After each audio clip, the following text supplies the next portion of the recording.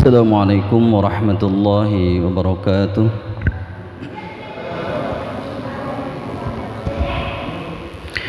Alhamdulillah rabbil alamin wa bihi nasta'inu ala umuri dunya waddin wa ala alihi wa sahbihi ajma'in. Asyhadu an la ilaha illallah wahdahu la syarika lah wa asyhadu anna Muhammadan abduhu wa rasuluh. Rabbi sahli sadri wa yassirli amri wahlul 'uqdatam min lisani yafqahu qawli. Amma ba'du. Qala Allah ta'ala fil Qur'anil 'azim, a'udzu billahi minas syaitonir rajim. Yarfa'illahu alladhina amanu minkum walladhina utul kitaba darajah. Qala an-nabiy sallallahu alaihi wasallam, Jayyinul Qur'an bi aswatikum.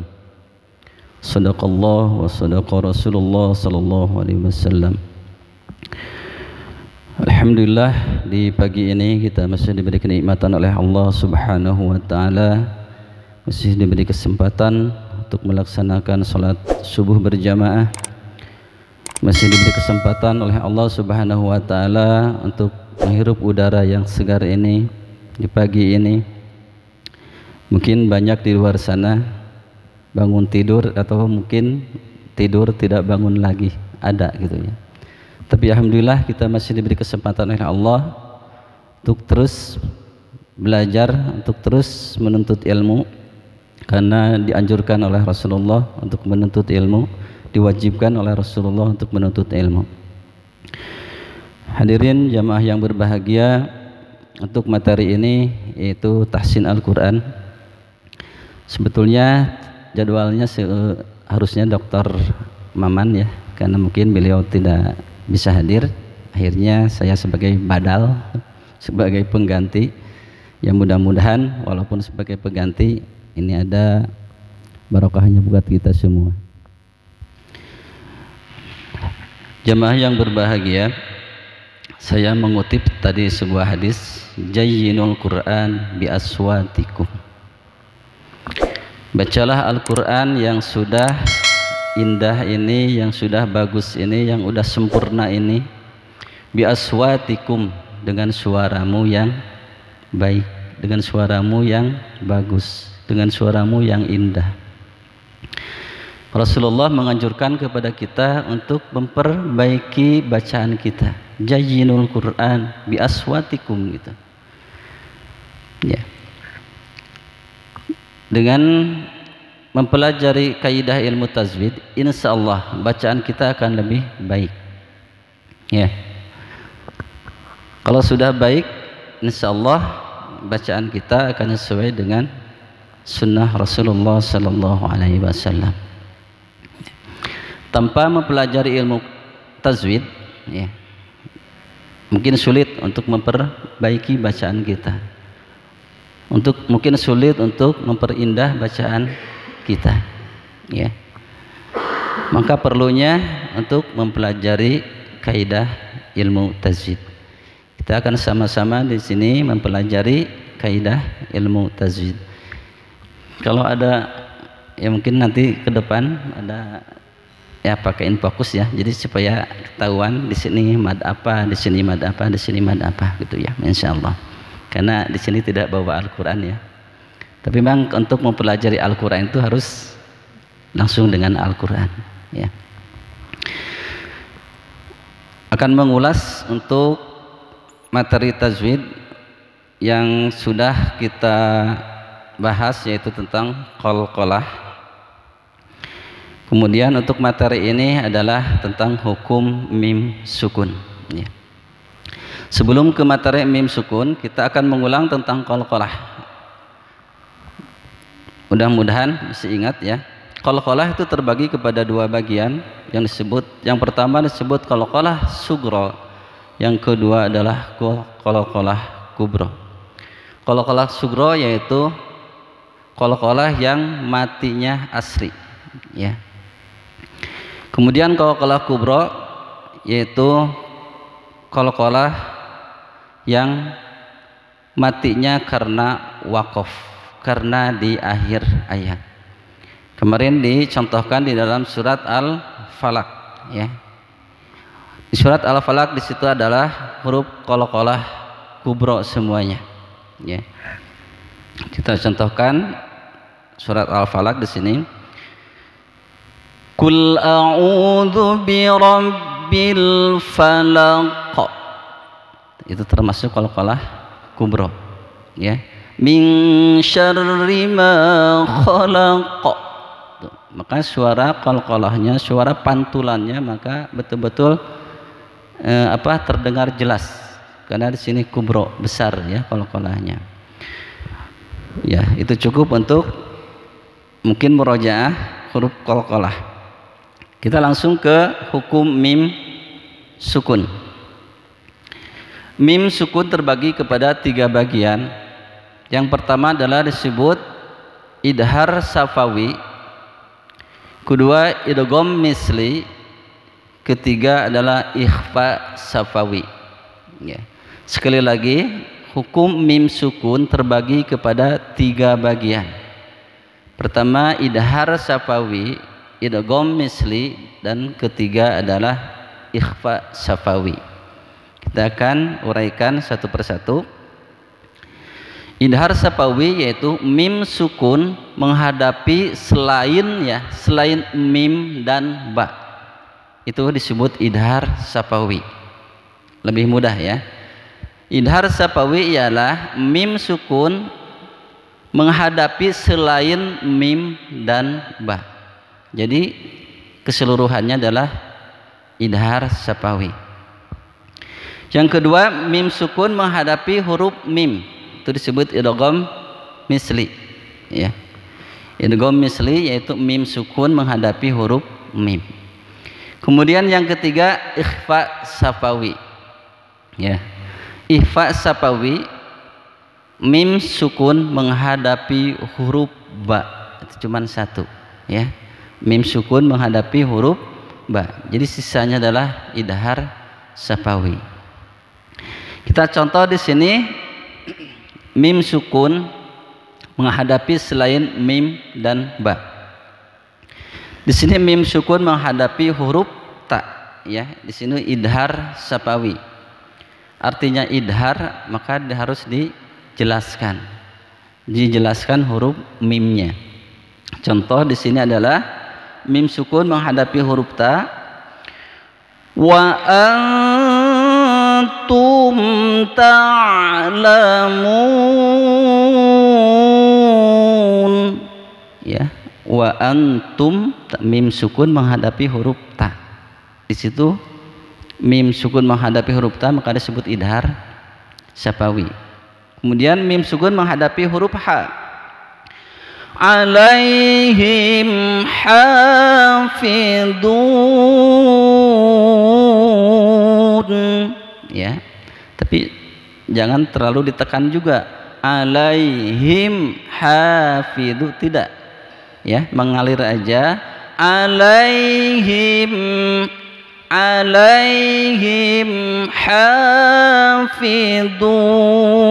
hafidun ya. Itu contoh mim sukun menghadapi ta dan mim sukun menghadapi huruf ha. Itu disebut idhar safawi. Kemudian yang kedua adalah idgham misli, mim sukun menghadapi huruf mim. Contoh di sini adalah wa minhum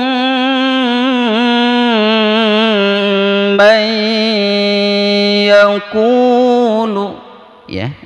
Di sini mim menghadapi mim. Wa minhum may ya.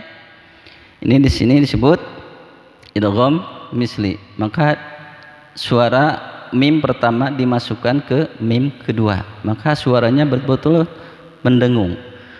Wa minhum ya, mendengung, kemudian jelas berbunyi mim ya. Karena idgham misli. Kemudian contoh kedua walakum, itu lebih mudah ya, bibirnya dirapatkan aja ya, dirapatkan aja. Walakum ya, itu contoh mim menghadapi huruf mim. Kemudian yang ketiga adalah ikhfa safawi. Tadi ikhfa safawi ini lumayan lebih agak sulit ya, karena beda dengan mim sukun menghadapi huruf mim. Ikhfa safawi kalau artinya ikhfa itu samar ya, disamarkan, tapi di sini karena hukum nun yang sukunnya adalah mim bukan nun sukun, maka ada perubahan di sini. Contoh ikhfa safawi, mim sukun menghadapi huruf ba, karena cuma satu ya ikhfa safawi. I'tasim billah tarmihim bihijarah ya, beda sekali dengan mim sukun menghadapi mim dan mim sukun menghadapi ba. Ini bibirnya tidak dirapatkan tapi dilonggarkan sedikit ya, ikhfa safawi di sini. Tarmihim ya, beda dengan tadi idgham misli minhum, jelas rapat bibirnya, kemudian ikhfa safawi beda, maka harus dilonggarkan sedikit ya, tapi jangan terlalu longgar juga gitu. Mungkin tipisnya bibir ini tidak merapat ini dengan bisa dengan kertas gitu ya, di kertas dicoba di rumah ditempel kertasnya di bibir, kemudian ucapkan ikhfa safawi. Kalau masih kalau suaranya ke M, maka itu belum ada longgaran di bibirnya tersebut. Tapi kalau ada longgar sedikit, maka tidak akan berbunyi M. Contoh di sini i'tasil ya, jelas ada longgaran sedikit. Kalau tertutup semua rapat, maka akan berubah menjadi suara M ya. Ya, untuk materi hukum mim sukun insyaallah kita akan cukupkan. Kita akan lanjut ke tilawah Al-Quran insyaallah.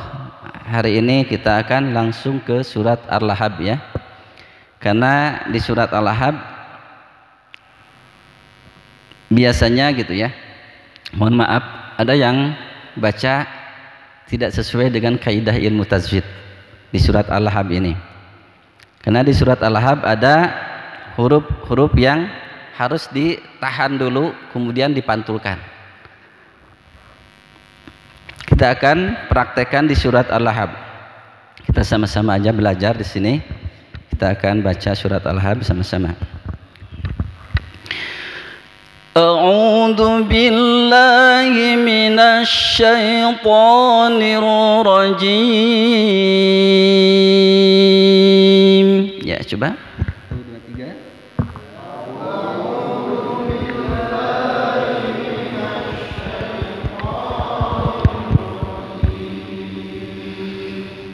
Bismillahirrahmanirrahim.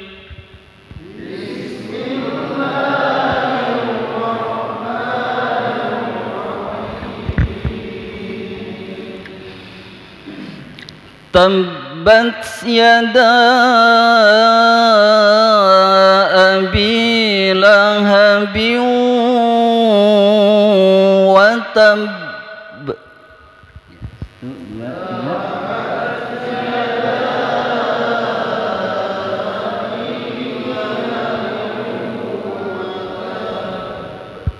Nah, di sini banyak yang sering salah itu di huruf watab ya. Di sini harusnya ditahan dulu baru dipantulkan, karena di situ ada tasdid ya.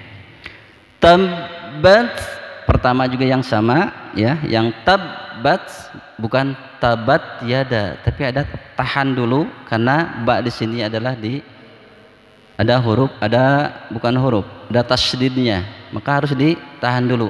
Tabbat ya. Kemudian terakhir watab ya, jangan watab ya. Tabbat yada abi lahabin watab, itu salah ya, walaupun terpantul ya. Karena di sini ada huruf, ada tasdidnya. Kalau sudah ada tasdid maka harus ditahan dulu, jangan langsung dipantulkan. Tabbat yada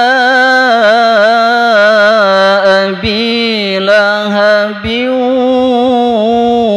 wa tab. Coba diulang, 1, 2, 3.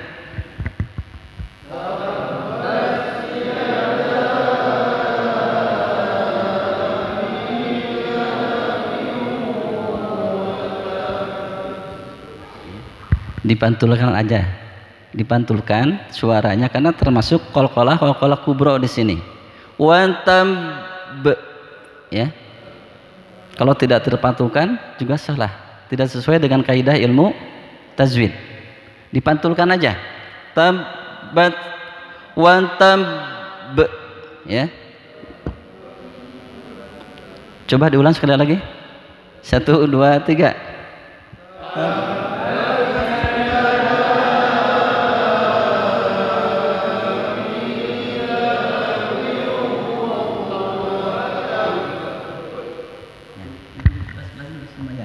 Sini belum terdengar ini ya. Ya, untuk di ayat pertama ya, untuk di ayat pertama maka dipantulkan tapi ditahan dulu, jangan langsung dipantulkan. Untuk ayat kedua dan selanjutnya adalah langsung dipantulkan tanpa ditahan. Ma aghna anhu maluhu wa ma kasab.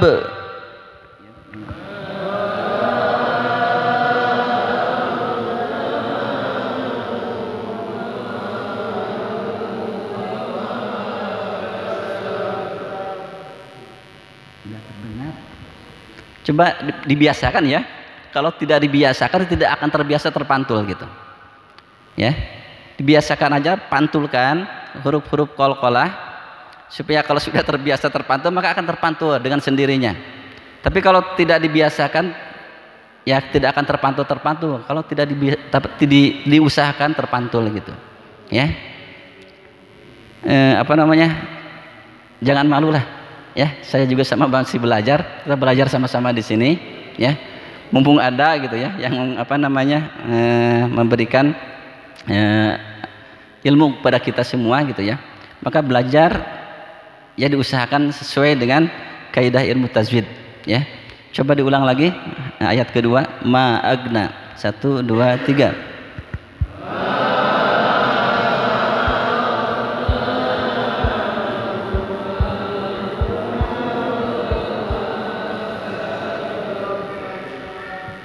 Atau satu orang supaya kedengar ya. Satu orang bisa tilama ke satu orang ya. Ya, diusahakan aja, dipaksakan aja untuk memantulkan huruf-huruf qalqalah gitu ya, supaya terbiasa. Kalau tidak berusaha untuk memantulkan tidak akan terpantul. Kemudian ayat ketiga, sayasla naran dzata lahab. 1, 2, 3.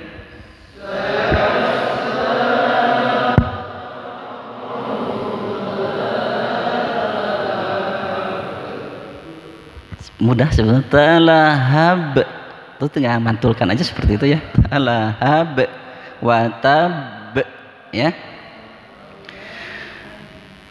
Wa imra'atuhu hammalatal hatab. 1, 2, 3.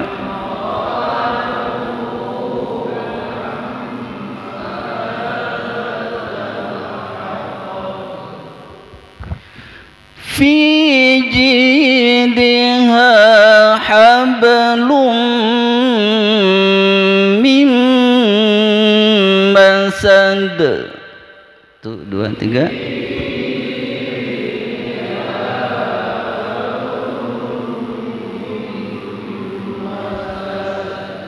Ya, itu qalqalah ya. Qalqalahnya adalah sebut qalqalah sughra dan qalqalah kubra. Ini di ayat di surat Al-Lahab ini diperhatikan yang ayat pertama ya. Jangan sampai kita memantulkan tanpa ditahan dulu. Ditahan dulu baru dipantulkan. Itu sering kebanyakan banyak yang salah di situ gitu ya. Tapi kalau kita sudah memahami, insya Allah tidak akan ada kesalahan lagi gitu ya. Kemudian kalau sudah praktekkan gitu ya. Jangan sampai memahami aja tapi tidak dipraktekkan, tidak seperti itu. Pahami materi ilmu tajwidnya kemudian dipraktekkan. Praktekkan di rumah masing-masing insya Allah ya. Ya, alhamdulillah, mudah-mudahan materi tajwid ini ya untuk menambah kebaikan kita, untuk memperbaiki bacaan kita.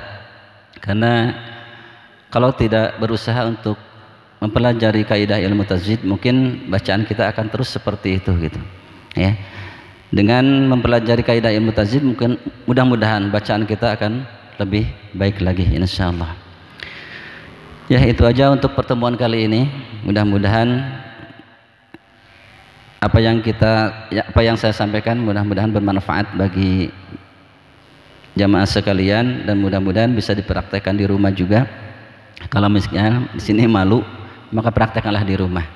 Pulang dari sini akan saya praktekkan di rumah. Mudah-mudahan bermanfaat. Wabillahi taufiq wal hidayah. Wassalamualaikum warahmatullahi wabarakatuh.